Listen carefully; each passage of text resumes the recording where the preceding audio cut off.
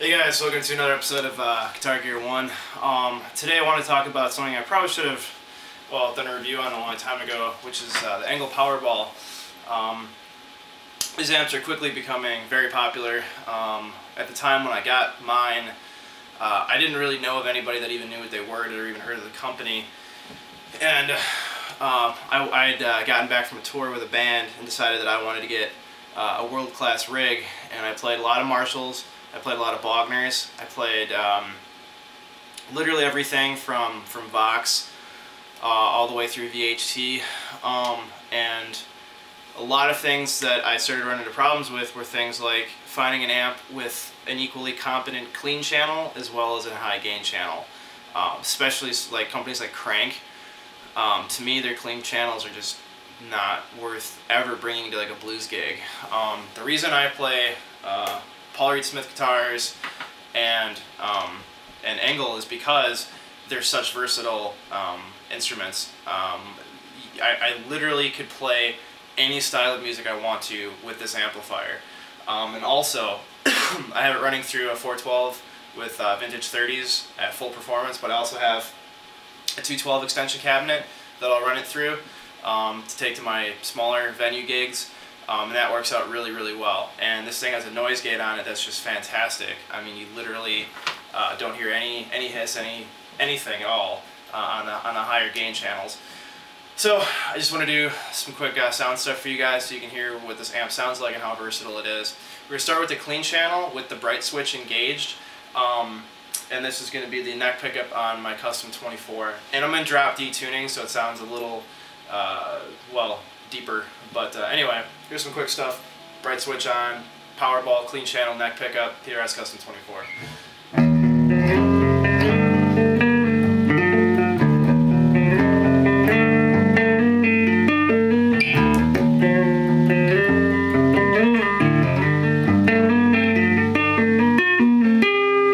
Okay, so I'm going to kick off the bright switch.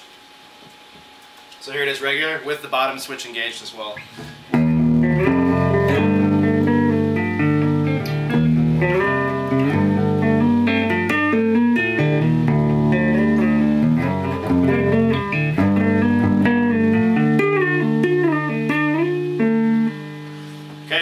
So if you go into the first drive channel, it's just an overdrive, you get more like a classic rock kind of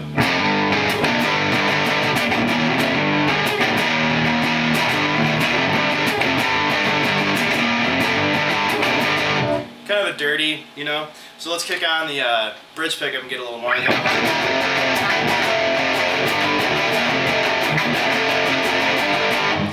That's just starting to scratch the surface of the gain structure of this amp. That's with it with the gain extremely low. If we crank it up, we kind of get into like a JCM 800 kind of a sound.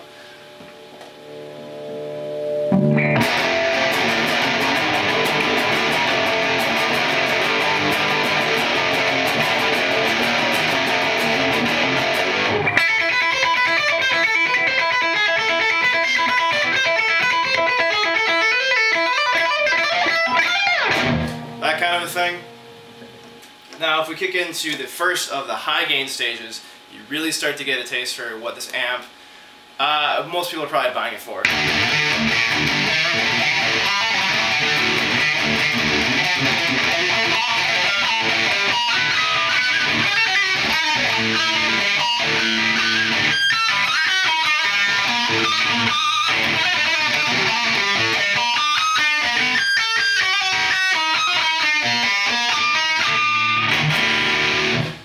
So you get a very good sense of the gain possibilities of this amp. I'm not sure how deep this is coming through, but this amp has a depth switch on it that really gets a big, boomy, fat low end that really handles low tunings well, and also odd chord structures like these kind of nasty.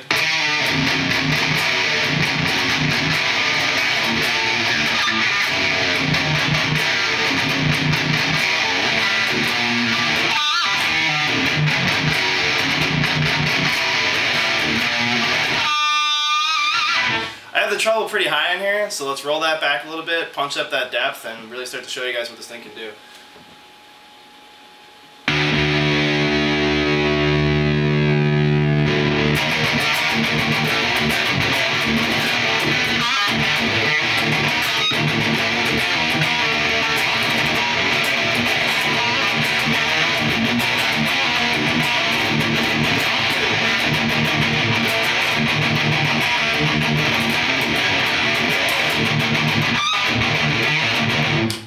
there's that, and then there's the fourth stage, the highest gain stage.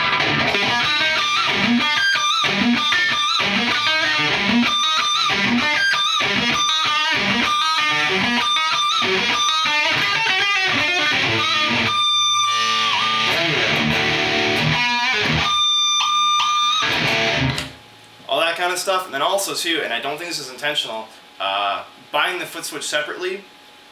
There's a control on here for reverb, which the Powerball does not have. And if you use that switch, so if I'm playing in a regular, just a clean channel, and I kick on this reverb switch, it acts as a boost.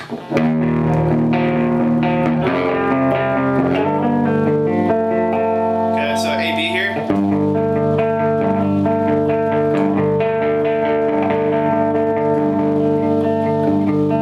So in addition to this amp having two gain stages, or two output settings for every single channel. So here's output 1, output 2.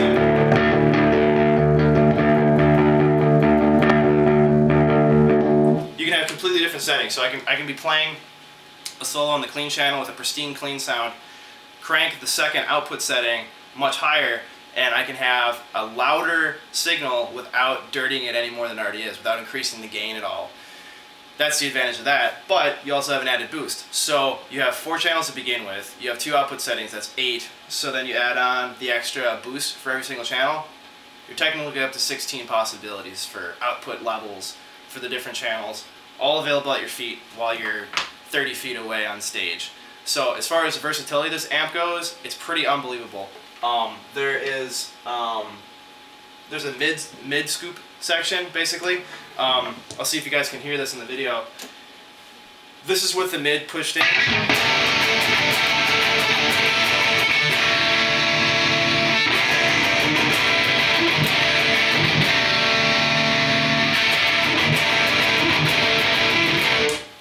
I'm not sure how well it's going to translate through my camera. I apologize, I'm not using an actual microphone, I'm just using the included in-cam mic. But the difference when you engage and disengage the mid boost is it kind of, when you push the mid boost on, it gives you a much more Marshall kind of mid-rangey, pushy, kind of Les Paul you want to play sound. I don't know if that makes sense to anybody else. But yeah, it's an extremely versatile amp. Highly recommended. My only beef about it is it does not have reverb. It doesn't have reverb. And if you like reverb a lot in your blues, you're gonna have to use an external unit like a Holy Grail from Electro Harmonics, or maybe even, I'm even considering having a tank put in here. I don't know how that would fly, but anyway, so that's my review of the Powerball. Let me know what you think. Thanks, guys.